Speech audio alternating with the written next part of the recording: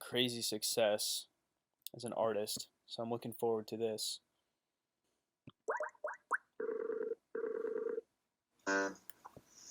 Joey, how are you? Hey Ben, I'm good, man. How are you? I'm good. What's up? Where are you at? So I'm in Atlanta, Georgia. All right. Yeah, where are you from? I'm from Sweden, but I live in New York now, That's so I'm in awesome. the Upper West Side.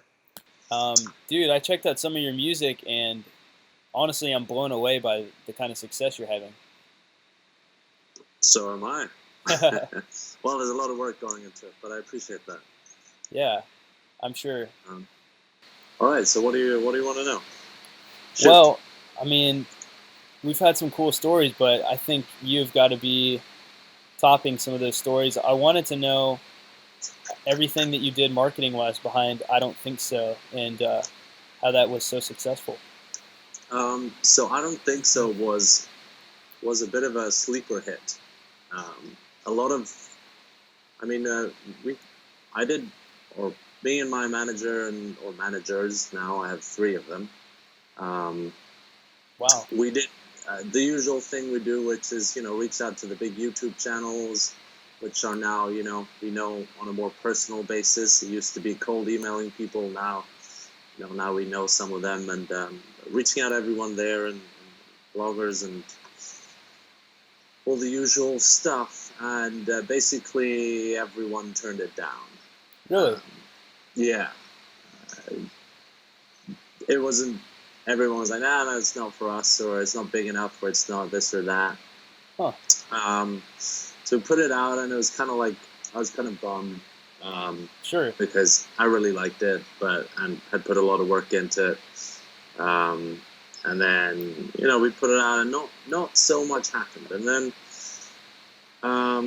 Spotify added it to one or two playlists, and got a little peak, but nothing extreme. But then I assume, well, I know now for sure that their metrics were telling them that people were loving this. And so that's kind of when it started on that end. They look at the metrics and see, oh shit, people are saving this song from this little playlist we put it on. So let's put it on the big fucking playlist. And then they kept adding it to more playlists and moving it higher up, in the order of the playlists, and then that just took off, and it was doing. I don't know how much it was doing at its peak, but it's still doing between 60 and 100,000 streams on Spotify a day, depending on what day of the week it is. Has that been going steadily for a while now? Yeah. Wow, that's awesome. And it's still not. It's like when I checked the other day, it was still doing. The other day it was doing 100,000 streams a day, and this came up 5.5 months ago, maybe. Yeah. That's sweet. And that was also kind of a reason why I have a new song coming out on Friday. But we wanted to see how far that could go a little bit, and not cannibalize that when they were still adding it to more playlists and still pushing more for it. So that was a nice kind of revenge to all the people, including, and I will not name anyone, but someone on my team who was really said, this isn't going to be big. What? It's good that we have a release, but we should think about the next one and try and do better with that one. And then just like, what the fuck happened? And it did, and it kind of we got some nice reposts on SoundCloud by reaching out to people there, and gating it as well to build the fan base a little bit there. And that was what we noticed right away was that the kind of ratio of plays to reposts and likes was higher than I'd ever had before. There you go. So, I mean, you can do. You can get the play counts up by hustling, Mm-hmm. but that really again took on its own life there for a while, because obviously it was resonating with people. Yeah, it's a good track. That's what it all starts with, right? Yeah, and it's kind of nice to see with the new kind of streaming economy or whatever, this new streaming game, that it is not, now that we obviously don't have limited shelf space anymore, and if something is good enough, then Spotify doesn't care if I'm a fucking no-name or if people are liking it. If their customers are liking it, they don't care if I'm Rihanna or Right. Drake, uh, because their job is to make their listeners happy, and if I make them happy, then they will keep adding me to playlists. Yeah. So cool. And Is it mostly that your managers that are handling pitching it to playlists, or do you do any of that yourself? um, well, I was actually at Spotify yesterday here in New York to pitch the new one in person. Oh, nice. Which was good, and they got a really cool space there, and I think of the, without making anyone mad, I think so far at least, I think of the big streaming players that Spotify is doing a lot more for up and coming artists than the other platforms. Absolutely. They've been very accessible. Like the way we got to them in the first place was, and we were kind of laughing at this yesterday at the meeting because I said this in another interview, was that we figured out who owned the playlist that we could be on, who were those curators at Spotify, and then used, I forget what the name of the tool is. It's like a tool for finding someone's email address. You put in their name and the domain name they're on, and it does some kind of magic to try and figure out this is probably their email. Yeah, like an email scraper. Sorry? Like an email scraper service. Yeah. Cool. And so that's how we initially, made some friends over there, was just to find out, okay, so this guy has some playlist we like. We got to just send him an email and say, hey, this is us. No hard pitch to begin with, Right. And building that connection. And then that kind of started, we started doing that with the one I put out before, Alive, which by my standards at the time did really well. It did 3.5 million something on Spotify, which was huge for me at the time. Yeah. So yeah, we just like cold emailed people, figured out who they were. We were nice and courteous and weren't like, weird about it. Just right. like, and they liked it. And since then, they've introduced us to more people over there. And after Alive, I got approached by, or got in contact with Cobalt or AWOL, if you know them. I don't think I know them. So AWOL is a distributor that has been, they're not like TuneCore because you can't like sign up for them. They only work with certain people, and they provide kind of what they call label services. That is like pitching and marketing budgets, and that's AWOL, AWAL, and they're based out of London. And Cobalt, which is a big U.S. publisher, I mean, they have people like Max Martin on their roster. They're really big over here, in New York at least. They bought AWOL because they wanted to get into the kind of distribution label services game, get in more on the master side of things. So I got in with them, and we did a one-off deal where they would do the distribution. They'd get a little bit of a cut. They don't actually own any of the music, and they would try and help with pitching and so on. So with I Don't Think So, we did some pitching. They did some pitching. Everyone did some pitching, pitch. And so we did that one off, and now just a couple of months ago, once I Don't Think So obviously did so well, the offers started pouring in from all kinds of places, including major labels. That had offers on the table, on paper, for significant money. To re-release that track or for future tracks? For that and several options for future tracks. Okay. One of them was I think it was a 3 or 4 album deal. Oh wow. Which is a little bit of a commitment. Yeah, they just want your money, man. Or they want your commitment at that point. Yeah, and I wasn't ready to commit to them. So I decided to make a deal with Cobalt here in the States, and so I'm on a short-term deal with them now.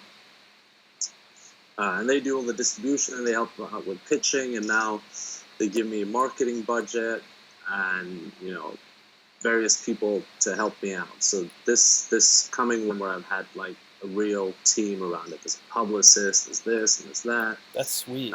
Yeah. But all of this has happened, independently. I've never had a label before, because the only labels that would have me was shit, and I felt like, well, I can do this myself, right? Because they're working based on an old model where they get 80% and of like publishing royalties of everything, oh, and so if the day comes when there's the right label where I feel like we're on the same page, we're all gonna do well.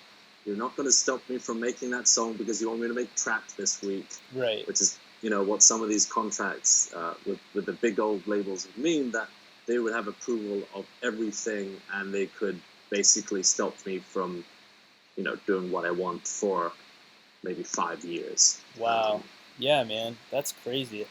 It's awesome to hear about that side of the industry once you get to a bigger position like yourself. Yeah, I bet that they're very controlling and they want to have like a certain say in what you do, and have a timeline like that, like 5 years. It's crazy. Yeah. And the thing is, they say that, oh no, we're not gonna control you, but once you read the contract, they have all the control. And I'm not ready for that kind of commitment.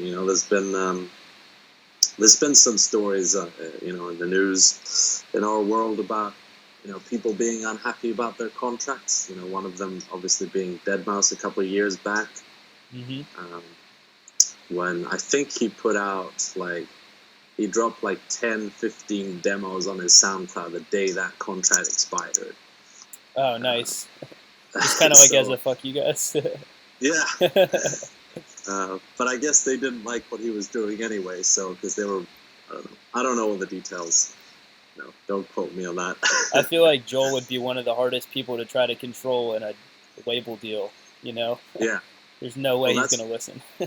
Yeah, that's why he's with Cobalt now. He's with the same guys I'm with. Good.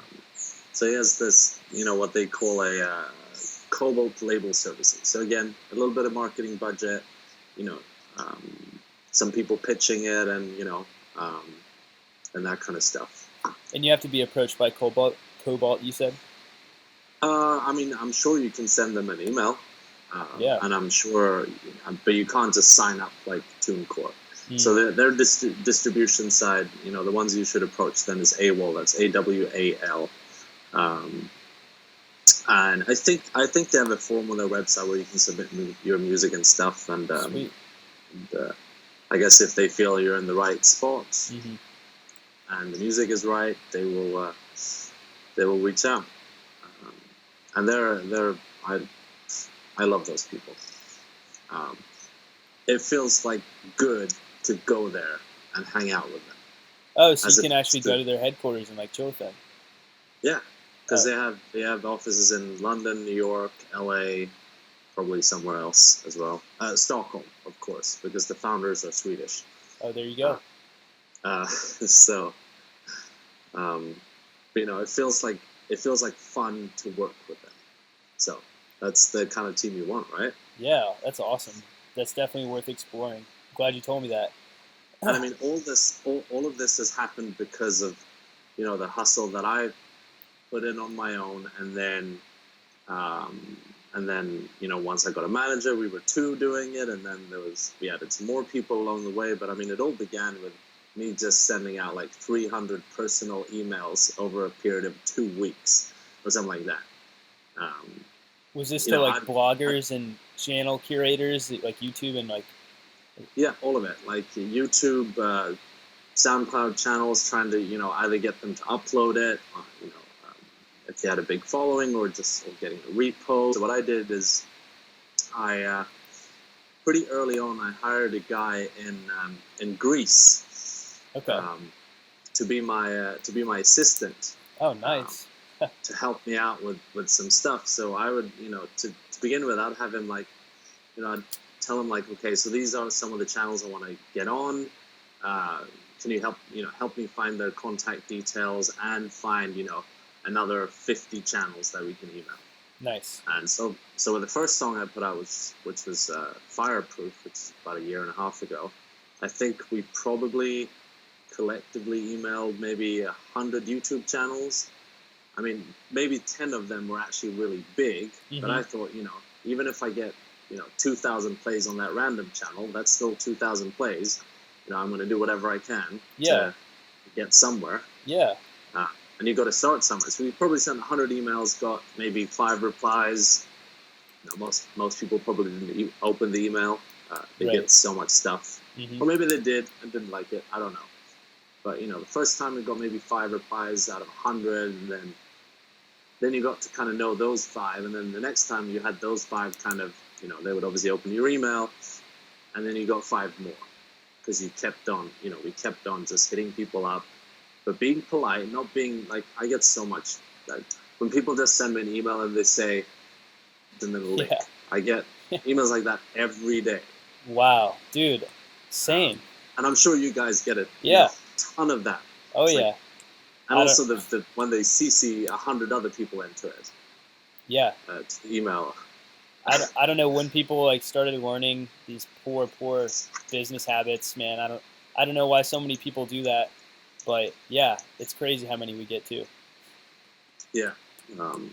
But I mean, for me, if someone emails me and they're like polite and I have previously, helped me out in one or another way, or even if they're just nice, I will reply to them. But I will never respond. I'll just delete an email if someone just sends me a link. Right. It's not worth your time. I mean, yeah. No, and especially if they have CC'd in, 50 other producers in there. Right. And shared everyone's email with everyone. Yeah, it's just rude, man. I feel you. But yeah, so that's that's what started everything. Just reaching out to a lot of people. Same thing on SoundCloud, sending a lot of emails and messages, but also but still following. Being polite about it and not expecting too much. And obviously, I try and give back when I can. Yeah. And add some value to them. So what we did with YouTube, even if there were small channels, we'd say, okay, even if you only have 50,000 followers, obviously I didn't say this, but right. Or if you have, we could say, what if you get it a day early? And they'd be like, oh my God, this is great. And then that would be great for me because I got some plays and they got exclusive content. Yeah. And then, that then led to having growing the team and, getting COBOL and AWOL. And so all of that comes from just, putting in the work. And my blueprint was the SoundCloud Bible to begin with. I still read it. I still reread it many times. Like, wow, that's great. Yeah. And I always watch Booty's when he has like videos he puts up, or he was on the EDM podcast a couple of times. He's he's always got really good insights and ideas and like actionable things you can do in the new in our new in the new music business. Just one last thing I wanted to say, which might inspire someone to do something weird, is when I put out my first song, my first original, which took a lot of time but was definitely worth it. Was I was trying to think, how can I, and I know this is insane, but I was trying to get it on some kind of radio, which might sounds kind of insane for your first original, but I had decided I was gonna try everything. Okay. So one thing I did was, I thought they probably get like 1,000 emails a day. But how many letters do they actually get nowadays? So what I did, the first song was called Fireproof. So what I did is I bought like 100 envelopes, I figured out the names of and addresses of all the people working at the radio stations in Sweden and some around Europe, and to make them notice it. They probably still get a pile, but nothing like the amount of emails they get. And so I took the envelopes and the letters, and I was trying to make them look like they had been burnt, but Really? didn't actually burn because they were fireproof. So they would, So I figured out I put coffee in a pan and heated it up and put each envelope and letter individually in there and let it sit for a bit. Took it out, dried them. Then I took a lighter and lit the corners of it and blew it out so it just looked kind of burnt around the edges. And I did that for 100. I did 100 letters, I think. Wow. And I actually got, and it actually worked. I got it premiered on one of Sweden's biggest radio stations. I love that, man. That's crazy. So they actually opened it. They didn't think it was like trash or something and maybe throw it away. They're like, oh, this is interesting. Well, I'd be curious if I got that in my, I was thinking, what's going to catch their attention? Yeah. And it obviously did. So that was fun. It was a lot of work though. I had to call in some help. I had on the like second day of me doing that, 'cause I spent a whole day doing that. I wasn't done. I actually called my mom and my sister, and they came over and they helped me, with the last ones to get it out. Sweet. Did you have to send multiple letters to them, or did it just take one letter? Just one. And I never heard back from them. I didn't actually hear it myself the first time it was on. Yeah. I just got a text message from a friend like, was that just your song on the radio? Oh, nice. Like, what? What? Yeah, I hadn't heard back from anyone, so I thought, I guess they don't have time to hit me back up. Yeah, that was going to be my next question. It was like, did they get back to you saying like, we really loved your approach to burning the letter, or no, I guess not? I actually managed to get hold of some of them via email later on, and then they obviously remembered it. So when they saw my name, they, oh yeah, it was that guy, the crazy guy who sent burnt letters. Yeah. And, So awesome. I love that idea, man. When did you get started making music? Like, when did you decide to take this whole plunge? I was playing in a band when I was a teenager. My whole family is kind of a music family. Dad is a conductor, classical music, opera, that kind of stuff. Okay. My uncle is a composer, so it's like it's always kind of been there. But once I got out of high school when I was 18, I started a tech company in Sweden, and was doing that for a while, and music on the side. And that was, bringing in good money and giving me a decent living. But it got kind of boring, because I wasn't really passionate about it. I'd say I'm pretty good at business in general. Mm-hmm. So it was quite easy, but it was still a lot of work to do that. So what kind of tech company? We were, well, I'm not a programmer myself, but I had programmers in India working on different projects like outsourcing, but it was mostly web-based stuff. There was a lot of PHP stuff, but also some Ruby and other projects we worked on. But cool. I did that for right out of high school, so I've actually never had a real job in my life. I've never been employed by anyone but myself. Nice, man. which I'm pretty proud of, being able to, I've been able to survive for how old am I? I'm 26, 8 years now on my own. But anyhow, I did that, but that was kind of like, that was killing me because it was fucking boring. There was no purpose for it. It was just, I don't know, it was just about making money. Mm-hmm. And it wasn't my passion. It's probably someone else's passion, not mine. I like creating things and I like building things, but that got boring and I realized I just didn't have time to do both. So in 2012, I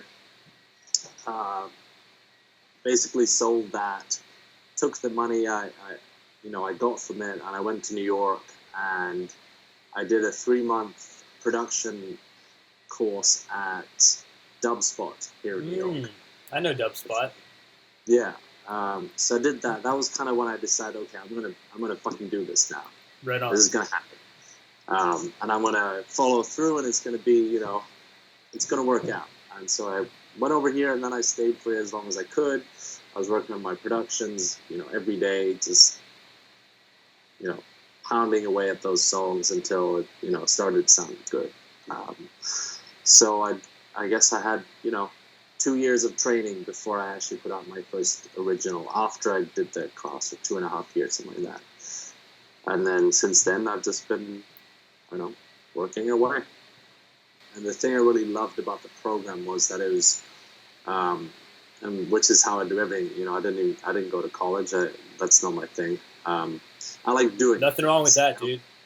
Yeah, but I like actually, I like doing things, and I get bored really quickly if someone tells me I have to read a book on, whatever, seventh chords for 2 years before I can actually play one. Right. Obviously, that's I'm exaggerating now, but the way the program worked was, they would teach us a few things. We were there 3 or 4 days a week, but every other week we had to deliver a new song of some sort, either a remix or an original, and obviously they sucked in the beginning. Well, kind of. But that forced you into just figuring out a way to make it work, even if we didn't know everything. And you learned so much from just having to finish a song every 2 weeks. That deadline, yeah, man. Yeah, so important. Because I know so many people that try and get into it, and this happens to me as well sometimes. You get stuck in a loop. Yep. Make that those really good 8 or 16 bars of something, or a really nice drop, or whatever it is. But then you don't get the rest together. So we got that from the beginning, and it's helped me a lot with my workflow, and so that was really good. That's something I still practice all the time. Like when I feel I'm in a rut, I will take a week, and I will tell myself I will make 1 song a day. Really? This week. Yeah. Sometimes start to finish production and mixing. Yep. That's my workflow, and I always learn shit. Like 6 out of 7. 7th one might be something I want to spend a few more days on, but that way, you stop thinking about tweaking that synth for 3 days, and notching that EQ for 3 hours. Seriously, yeah. Which I think is really good practice for anyone, really. To also for me, if I work on something for too long, then I start to hate it, and I start to change it. And suddenly it loses what it initially was that was good, and then it's just a fucking mess. Yeah, all producers are the same, man. That's exactly how I feel too. The most important thing for me, I would still consider myself like really getting into a good flow. I've made music for a while now, and seriously for about a year. But right now, my biggest focus is just like getting all the ideas down as quickly as possible, and not even really mixing except really quick stuff on the fly that I'm comfortable mixing quickly, and just trying to get the structure down as quickly as possible. And then I can go in, and I don't even focus on sound design. I save that for another time. Yeah. But yeah, you really do get used to it once you start practicing it, for sure. Yeah, I'm the same way with sound design. I try and separate the things. I'll spend an afternoon just like tweaking synths and like whatever, and then I save those sounds for another day. And I did one thing which I really saved a lot of time with is I do my own racks in Ableton. So once in a while I'll go through all my 100,000 samples, and I'll pick out 50 snares that I like, throw it on a rack, and then I have a knob on my well, now I have it on my push, but I used to have it on my keyboard. So if I'm looking for a snare, I just twist the knob to go through the samples. Oh, nice. And they're all packed. Yes. And if I decide I don't like that snare later on, I can just twist the knob, and it will change in the whole song because I'm still in that rack. Oh, that's genius. I like that a lot. And that was this is a video on the Dubspot YouTube channel actually where I learned that. And it takes a while to get it together, but I've used those racks forever now. Is that like a rack with an Ableton that you're talking about? Yeah. Like Sorry, an what instrument do you rack? what do you work with? Yeah, I use Ableton. Right. So it's like you just have a rack with a bunch of drum racks, and then you have macro knobs to map which sample it picks within. There's a video on it. It's good. I'll check it out. Yeah, any kind of shortcuts like that would definitely help me out. Man, so I got a question for you. Yeah. I recently learned about a good way to make money with your music, besides obviously the music that you release for yourself and getting royalties, which don't come until you really have some great success. Yeah. And so I learned about how you can make a career out of being a music production writer. Uh-huh. Basically like working with publishers and sending your music out for sale, maybe for an upfront fee, and then negotiating the publishing royalties. I really think that that's a cool way to get into a good workflow about finishing tracks on time. Because you have to in order to get it to the client. So right now I'm kind of in a deal with somebody, but I feel like it's a pretty shitty deal on my end. Like it's probably not worth it in the future. Yep. But I was considering looking into finding out the personal contact information for a bunch of these labels and publishers. There's like a book you can buy and it stays up to date. I'm just thinking like a good way for me to make money off of my music, or off of making music, along with my career as a producer. Have you ever done something like that, or would you recommend that to producers? I haven't done that, but I am about to get into it actually, because now that I'm working with a publisher, they're not my publisher. I don't have a publishing deal with them, but they do my distribution, and their main thing is publishing, setting the right singers and the right top lines and so on. But what we want to do now, which I've talked to them about, is doing it the other way around. That they pitch my instrumentals to artists, or if they need an artist that needs a producer, then I can come on board and do it for them. But I don't actually know what those deals will look like yet, because I'm just getting into that myself. Yeah. But I do think it is a great way to stay busy, and I think there's a lot of money in it. There is. I think there's good money, because you can also expand your kind of portfolio of songs without watering down your own releases. You can only put out so many songs a year. Maybe you can probably max out at 13, 14 a year before it starts getting weird, if you put out like a new song every week. True.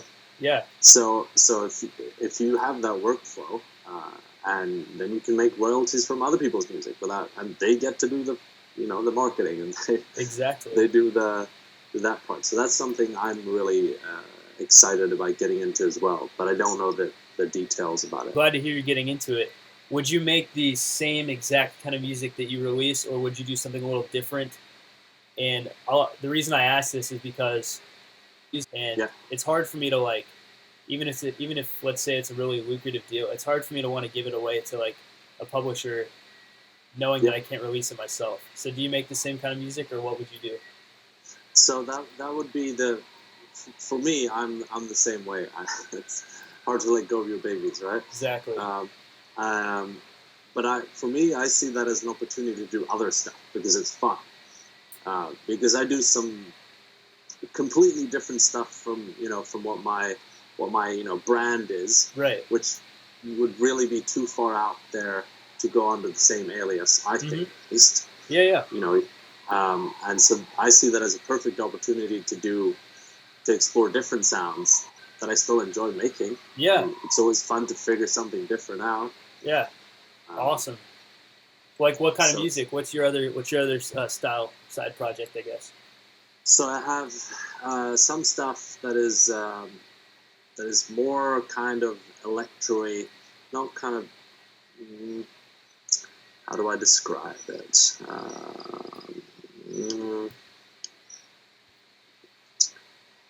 Well, I guess it's more kind of the stuff is a little bit harder stuff than what I'm putting out under my own name right now. But I mean, I'd be super down to get in a room with an artist that wants to do whatever they get out. If they're like, I want it to be I mean, I could even I don't make trap, but if someone's like, I want to make a really cool trap track, I'd be down to do that. Not for my own name, but for the fun of figuring it. I like making shit. It's interesting you said that. Yeah, I mean, so I make future funk music under my alias. I like to do a lot of sample based stuff, like sampling records and kind of make chill hop, as well as future funk stuff like Pretty Lights, Flamingosis, if you've heard of those guys. Yeah, of course. But I'm making trap right now for these publishers because it's kind of like it's a little bit more formulaic for me. It's a little bit easier to write trap in some ways. Yeah. I'd love to send you a trap track sometime just to get you. Where do you get your samples from, by the way? Do you sample the old school way or the new school way? Man, so I've got a lot of my samples from the Loopsoft. I'm sure you've heard of them. Mm-hmm. The Loopsoft, they've just got a ton of awesome samples. That's mostly for like instrumental samples, like real instruments and just cool loops like guitar, bass, drum samples. I love the Loopsoft for that. As far as like a lot of the trap samples I use and the harder stuff, Cymatics, I've got to say, Cymatics just has a ton of great stuff out there. They're good. Yeah. I was mostly thinking about the more organic stuff, I didn't know if you were one of those guys that sit with a crate of vinyl for 3 weeks until they find that perfect horn loop. I would like to be that guy. It's just it's hard to devote the time to that right now, Yeah. That'd be so cool. I know. I don't even have a record player. I have I own one record. I mean, dude. Only because I'm on it. Oh, you're on it. There you go. Yeah. I've got a record player. Sent it for free. I've got this record player and I never use it. I feel so guilty. Well, I guess if you're gonna pull samples, like I don't know, so much shit, you can find other places nowadays. I mean, vinyl is fucking expensive. It is expensive. Well, it depends on. I guess here you have the dollar bins. You can just pick the ones with the nice covers. Yeah. Yeah, man. That must be what these artists do, because I know us artists don't have a lot of money. So, good question. Yeah. I guess maybe I don't know. I had a friend of mine. He got like a whole collection of vinyl from someone that was moving who didn't care for it, who had gotten it from his dad or something. His friend had gotten it from his dad. Yeah. Had no value for them anymore. They just want to get rid of all these fucking crates. And he was like, "Fuck yeah," because he actually does that stuff and goes through them. But yeah, there's some artists. There's some artists here in Atlanta that do the same thing. That's like their thing. That's their style. Yeah. It's cool. It's such an organic way of approaching art, but just very time consuming, I guess, would be the hardest part about it. Yeah, what if you go through like 100 records and you don't find anything you like? It's fuck. All right, I guess I'm not putting out a song this month. Right, yeah, it's tough. It's so much easier in the digital age that we live in to just find the MP3. Yeah. But it's a cool way to approach art. I hope I get into it one day. Yeah. Well, I hope I get to do a Lorde. I mean, she took, 2 years to write her new album, which is coming out in June. I'd love to have 2 years to figure my shit out. You could, man. I mean, so it looks like you've been putting out these singles, pretty regularly, but you could easily just put out your own album. I totally could, but I couldn't take 2 years off. I'd be fucking broke. Yeah, you'd be broke. That's true. It's the struggle. There probably will be a time, once you get to a certain point, you can do that. And obviously, she was touring for a bit during that time as well. But I'd love to have that time to really create a body of work that is not a body of singles, which is very common nowadays. Like Drake did, put like all his hit singles on an album and a few more. But yeah, man, you want to have that like full body of art. That's so cool. It's something I'm not ready for yet, but one day I'll have a nice album to put out too, for sure. Yeah, I'm not ready either. So, but one day. Dope, dude. Well, am I keeping you? Do you have some things you gotta get to anytime soon? Yeah, it's release week, so Friday. gotta keep sending those emails. I have about 100 emails to send today to people. I still do a lot of the work myself, even if I have people helping me. We all carry the workload of making sure that everyone knows and that everyone gets a reminder. I'm also sending out a little preview to my my top fans today, so they can hear it before everyone else. Right on. Yeah, that's a great way to really make them feel special and do your part. That's awesome. Yeah, I do a lot of that stuff. Let me show you something I'm doing actually, which is a little bit time consuming, but I send. I don't know if you can see this. I actually send. I had on my email list. I sent out a message saying "Hey, when's your birthday?" And a Google form, and I got their address. Wow! So I send them. And this is I have 3,000 people on my email list. Not that many, but I have about 10% of them are super dedicated. They open every single email. They always respond or click the link or do, Sick. So those were the people that got that email, and then they could fill out their address, and then, it cost me a little bit of money, but, I get so many people actually get really happy when they get these birthday cards that I send them. Right. Well, you said 10% of 3,000, that's 300? Yeah. And so you've already got 300 super fans. That's sick. Yeah. And I try and take care of them. So once they open it is a custom-made elephant card with my logo on it, holding a balloon that we designed. And on the back is a password for a secret website where they can get a track that is not available anywhere else. Genius, man! You've got it all figured out. You're going above and beyond what a lot of artists do right now, I must say. I think it's a lot of work, but I think it will pay off in the end. In the long term. Oh yeah, they're gonna taking care of those. They're gonna stick with you, man. And as long as you keep releasing, you'll get to those 1,000 true fans before too long. And then I'm set. Then you're set, dude. There you go. I love that. I love that theory, or whatever you should call it. That kind of. I didn't actually read the book. It's a book, right? Yeah, it's a book. There's a lot of info on it. I've read a lot of summaries of it, and the concept of it. I really like the concept of it. So awesome.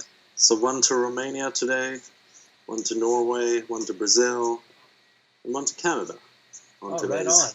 And you wrote 300 of those by hand, so you're putting in the work. Yeah, so I do it once a week. I sit down and write them, and I have them all. Once they fill out the form, that goes into a Google Sheet, and then that automatically goes into a Google Calendar, where it also puts the address. So once a week, I open the Google Calendar for birthdays, and I see these ones are coming up in the next 2 weeks or whatever, and just dang, dude, that's awesome. I love that. It's fun to get the responses to them. Yeah. Do they mail you back often? What? Do they mail you back often? Yeah, no, they do. They're like, oh my god, well, what the fuck? So that's all good. Dude, yeah, so obviously I'd love to ask you a few more questions, whenever you have more time to talk. Yeah. It's release week for you, so I'll let you get going. But yeah, I'm probably going to email you some questions, bro. I've got a lot. Yeah, do it, of course. Yeah, that sounds great. Dude, awesome to meet you, Ben. Really good to speak to you, all right? Yeah, man. Good luck with that release. I'm going to check it out on Friday. Do it. All right, I'll talk to you soon. Have a good one. Bye. Peace.